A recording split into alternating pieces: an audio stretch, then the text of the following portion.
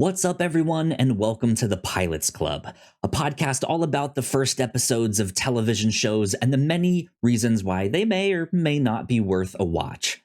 Every month, we pick a different pilot episode to watch and then discuss it here on our show. We release these episodes first and foremost to our Patreon supporters at patreon.com/the Whatnauts on our $3 tier and above. And then 2 years later, we release these episodes to a wider audience on a public feed. So if you want to catch up on 2 years worth of episodes, patreon.com/the Whatnauts is the place to do that. When we first made the Pilots Club, it was a little rough around the edges, so we wanted to polish it up a bit and repackage it, so to speak, with this new intro. And eventually you will stop hearing me doing this pre-recorded intro, and I will just start saying it as we record each episode. But until then and beyond, please enjoy the show and what it grows into. Welcome back to the Pilots Club, our Patreon exclusive podcast here at the Whatnauts. You guys already know, because if you're listening to this, you're supporting us on Patreon. I'm Kyle, that's Melissa. We got a new pilot to talk about. Melissa, you brought this one to the table. I'll have you do the honors of explaining it and all of that jazz. I still barely know how to explain it, but I do give you points for saying all that jazz. You're really on the musical theme this month, Kyle. We watched the pilot episode of the, when did this come out? 2012 musical drama Smash? Yeah. Which I picked because following up after the Thanksgiving holiday, you watch the Macy's Thanksgiving Day Parade. They've got those Broadway numbers in the show. This is a musical time of year for me. Mm-hmm. And I thought, what was the deal with that Smash show? Can we watch that one? There you go. So let me ask you this then to start things off. Obviously, to bring it to the show, you had heard of this show before. What did you know of this show going in? I knew this was a drama about the messy production of a fictional musical about the life of Marilyn Monroe. And from what I remembered, it had kind of the audience around it of Glee, in that some people sincerely loved Glee, and some people kind of ironically watched Glee as like a long, slow disaster. And I'm like, you like Riverdale. I think some people like the show the way some people like Riverdale. Okay. I think that is the space the show occupied. I think so. So I had never heard of this show. I didn't know it existed. I didn't know it was a thing, period. So I went into this with zero expectations, except for that little bit that you told me, like it's about fictional play, production, musical thing. Maybe people liked it in the same way they like Riverdale? Question mark? Like, yeah. So that is like the only pre-bit of information that I went into this with. I liked the first half of this. The second half lost me, but that first half, like the introduction of this, I think it actually started out pretty good. I don't know. What did you think? This pilot felt very hectic to me. Sure. Like, out of the other pilots we've watched, some of them started like in media res. Like, I think The Shield did that. The Shield dropped you into a lot of like action scenes, confrontation scenes, things like that. This was just sort of moving from place to place, and it took a while for me to piece together. Like, you can imagine that brunette girl is also going to audition for this musical they're making. What's her name? Like Karen? Like a very ordinary brunette name. Her name is Karen. Like, you can imagine that's how she's going to be integrated into the rest of the story. But there's not a thing that ties her to the rest of the story. It's not like she mentions that she looks up to these other musical writers we're following in the other storyline. When you first meet Angelica Houston, you don't really know what she's doing there. You don't know what that's about. Everything is pulled together by the end of the episode, but the rate at which this kind of jumped around didn't really settle me into it. Interesting. Because that's the thing is I was never a theater kid, but I was an art kid, and I did do dance in college, and so we did some performances and stuff like that. So I kind of know that life a little bit, but not much. And like that was the thing. Like immediately, it took me back to those spaces of just like, oh, I remember how hectic things were, or like being like preparing for having one part and then the night before being told, hey, the person is sick, or they're not feeling confident, they don't want to do it, can you step in?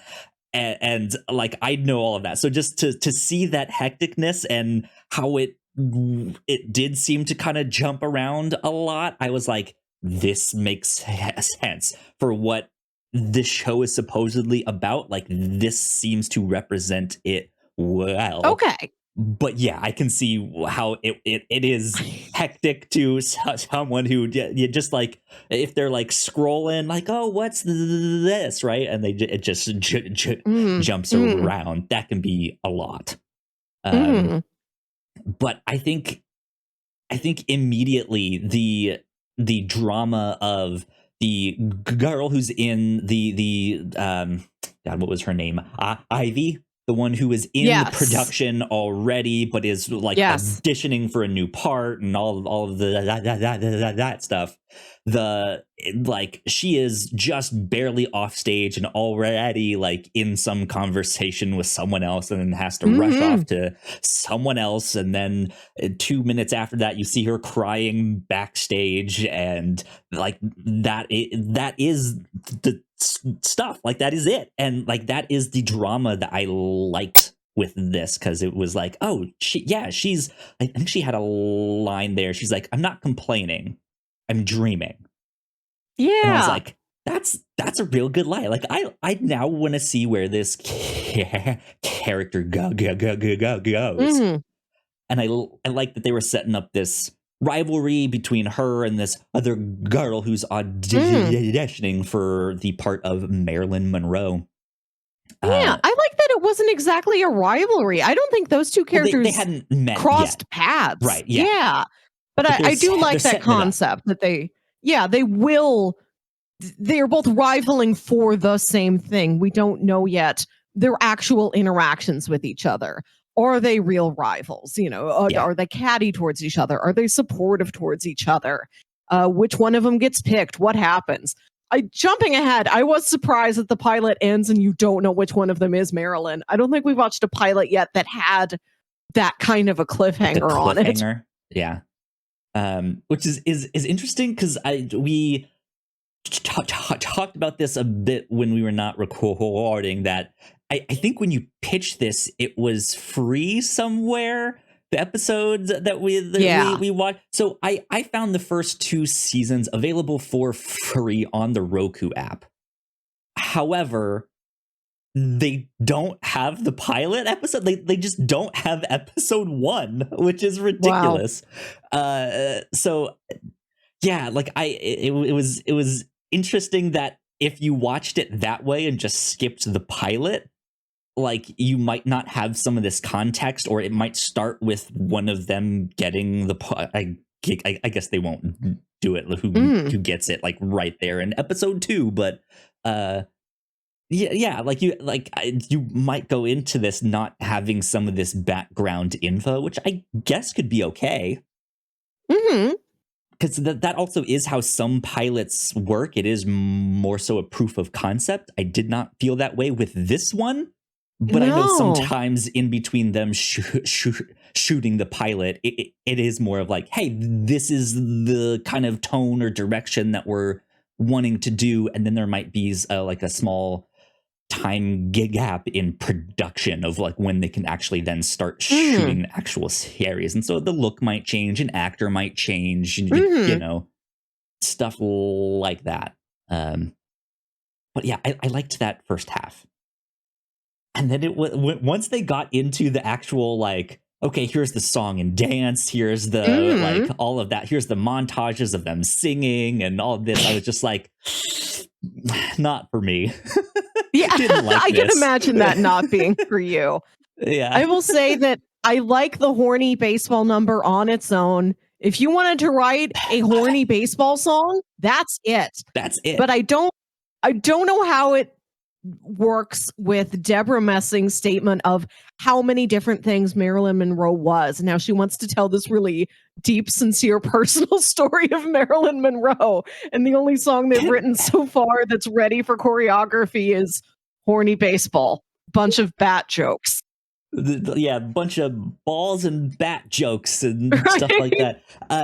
Let's talk about that, because that was I think immediately, like, that is the midway point of the show. I think it's after they like reinstate the assistant who was like, Yeah. I mean, like, you leaked this song online, we didn't like that, but it was your idea, like, this I whole do thing, like that so he only sent it to his to his mom, and his mom put it on YouTube. Right, yeah. Which, wow, to get my mom to know how to upload anything on YouTube would be amazing. Yeah, a genius.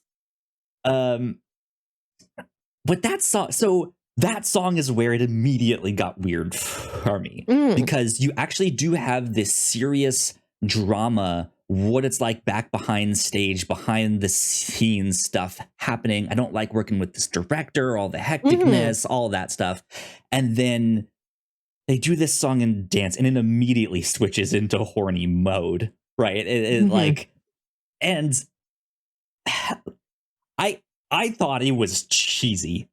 I was like, oh my god, this is ridiculous. Not that it was bad, but it was so cornball. It was just so horny that it was just like, oh my god, so this is the show. Okay, I see now.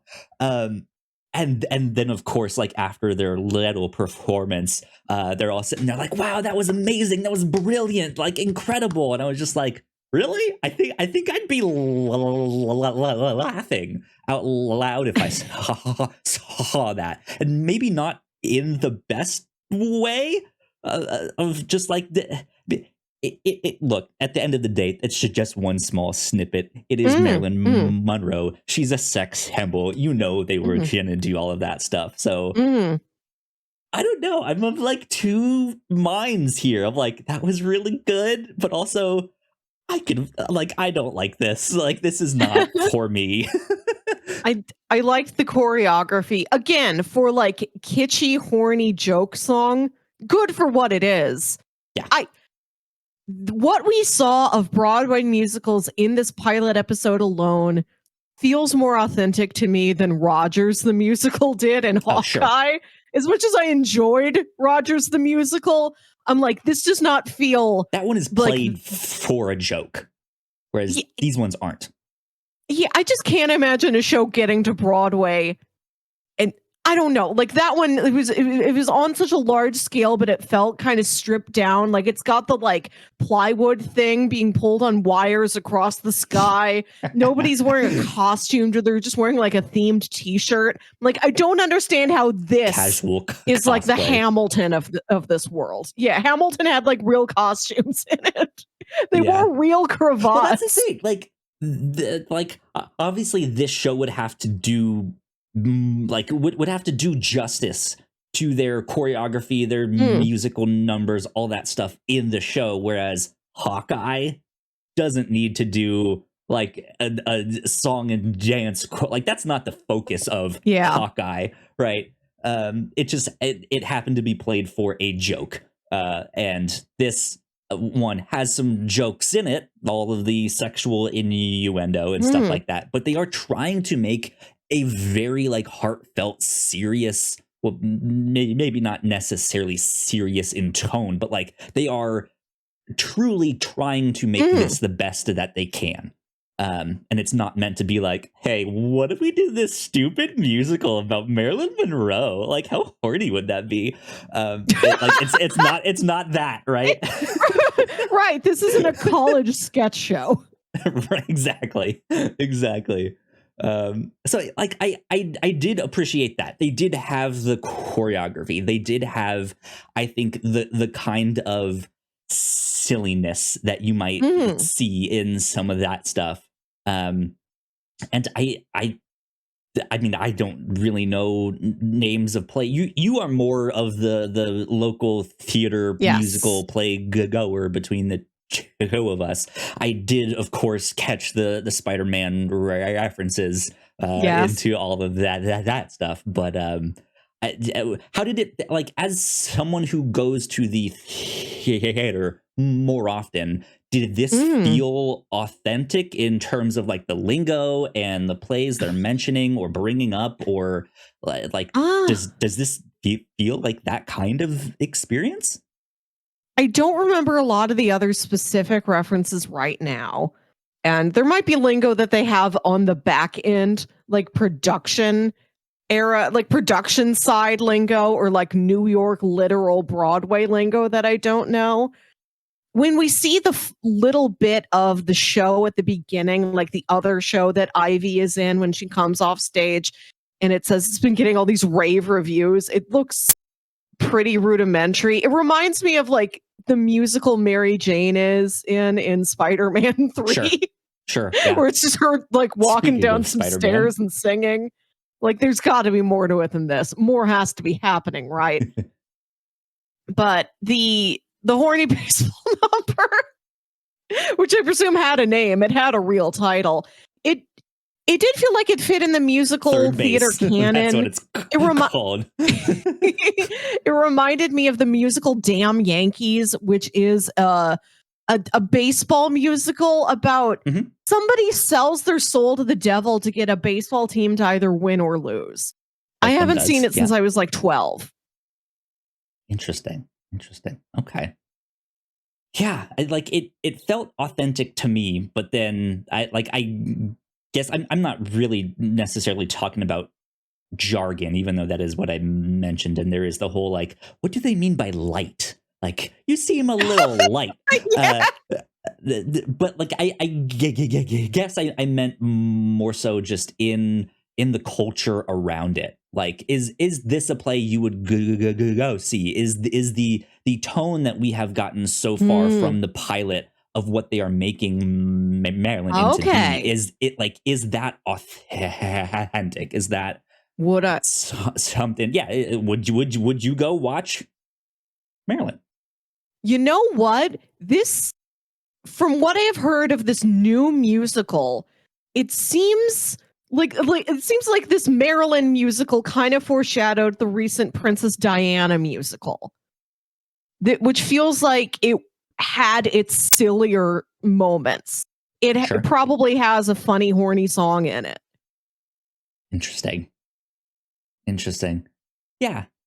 I enjoyed all of that stuff, but once it did get into more of the like caricature of just these like song montages, like there's one scene, it's that last like final singing montage scene, and there's the brunette girl steps out of the shower, her mirror is all foggy, she wipes it off. When it's like when the camera is going down the hall into her bathroom, the shower is on. You can hear the water running. It gets into the bathroom. She turns it off and opens the curtain. She's already wrapped in the towel completely. Like it's like she's not like putting it on her. She's already wrapped. So like never seen a human do that. That towel would be soaking wet. But that's obviously they're all lips hanging this stuff. But it was just so funny to be like, she was just she didn't even grab her towel to like put it around her, and the camera just happened to focus on her like head or her back, like she was in the shower with her towel on. What the hell? I thought stuff like that was really silly. A lot of the show felt unnatural to me. Like, I paused the show at like, I think 20 minutes in, and I texted my friend who's also into musical theater and who I thought would have some familiarity with this show. I said, I'm 20 minutes in, and already Deborah Messing has worn 3 very aggressive and distinct scarves. Huge, big, woolly, wild numbers. Scarf lady. Several times. It, not from reality. You might know a person who's fond of scarves. I don't think they're that fond of scarves. I don't think they've got that many statement scarves that they wear that many days in a row. The storyline where she's agreed to take a year off of producing because her and her husband are going through an adoption. They already have one child, and they would like to adopt a baby, and it's a very prolonged process. When she gets interested in this thing, her husband's like, but the adoption agent's coming today. And I know I am talking to an adopted child. No offense to the adopted child. You're fine. I don't feel like that storyline needed to be that specifically. It felt like just a placeholder for, she has domestic things she has to do at home. Yeah, I didn't get any specific feeling from her of why do you want to adopt a baby? Why is this something that is part of your life's journey? Do you feel conflicted about getting really interested in this new professional project? And you have to sort of take the opportunity for that and try and continue this thing at home. Like, we don't get any insight into how she's feeling about this. Just her husband being like, Tony, put on professional clothes. And well, the doorbell rings right when the social worker gets there. Yes. And none of them go to answer the door at first. And she's sitting there like, I love both of you. I really want this baby. And this hun who's older. I don't know if I would say he's college age. He's at least a teen. Yeah. Is just sitting there eating a banana like, but isn't anyone gonna open the door? Right. And like, the line delivery was not great. It was like, couldn't you have just gotten up and answered it? Like, you're just sitting there doing nothing, kid. Right. Like, do something. What a great thing to show this adoption agent. Look, we've got a very active, involved teen brother here to help take care of this baby. No, just sit there and look at your phone. Look at him. He just had a banana. Right, exemplary. Put a baby with this family. Like, I think I like that. I like the opportunity for that storyline. I think that's a very interesting family situation like to see. To see it later on. Yeah. I like what it could be, but I don't. It feels like just a placeholder here in the pilot for domestic conflict. For sure. Yeah, that makes sense. How did you feel about the kind of turn of events of the brunette being called in by the director for like the private consultation or whatever it is? I felt like I like what she does when the guy's like, it reminded me a lot of Black Swan, where the guy is taking advantage of her, but also from a directorial perspective, he does want something out of her as a performer, in addition to wanting something out of her personally. And what he wants out of her as a performer, like, what he wants would make the show better if you did go in this different direction. It's very unfortunate that it's gotten muddied with all this other stuff he's doing. I like that she does like put on the little show for him, and then she's like, and I'm done. That's it. That's all I'm doing. I'm leaving. I hope I showed you enough to convince you, yes, I can play the sexier part of Marilyn. I like the conclusion to it. I don't know if I like it by itself. I do want to say that I really liked Karen's boyfriend. He's very supportive. He's very sincere. He's so nice that I kept expecting that there was going to be some shoe to drop by the end of this pilot where we found out like he was cheating on her or something. Like he felt like such a a perfect supportive boyfriend with a nice job and nice clothes and the parents like him. Like, this is going almost too well. I wonder if he's going to turn out to be a little more conservative than he appears to be right now, because he works in politics, but they haven't really said what side. He works at the mayor's office. Right, yeah. So I'm wondering if his girlfriend taking on this sexier role, this sexier persona of Marilyn is going to kind of make him uncomfortable, and she starts to realize maybe she can get someone even better with more money or even better looks. Not that there's anything wrong with this, what we've seen so far, but he might feel a little insecure and start acting out on that. That's what I'm wondering. Of just like, damn, she's too sexy. I'm not on that level, right? Like, oh no! Now any guy that's in the room is a threat, right? Because she can have whoever. I think that would be an interesting turn of. It's not like he's, I don't know. Yeah, who knows? I'm just speculating, but yeah, I think there's things that the show could do, and maybe it did go on to do. Again, we only watched the pilot. Yeah. I don't know what those 2 seasons encompasses. I don't know how long it was designed to go on. I don't know if they get the musical debuted within those 2 seasons. I truly don't know. I want somebody to tell me. I don't think I want to watch it, but I do want to listen to a recap of these events. Sure. There you go. I don't know. I think that is all I have to say on Smash. Smash. I do have to say I have not picked out a pilot thing yet for January. So I don't know what that will be just yet, but be on the lookout. We'll announce it on all of our social medias and stuff like that. And then we will be back early January for whatever that one is. Yeah, who knows? But yeah, that is about it. I guess we don't really do the social media thing at the end here, do we? I don't remember. We're 11 of these in, and I still don't know exactly what to do. Cool. Well, I guess that is about it. We will see you all in the new year then. Yeah. Yeah, wild stuff. Bye, guys. Bye.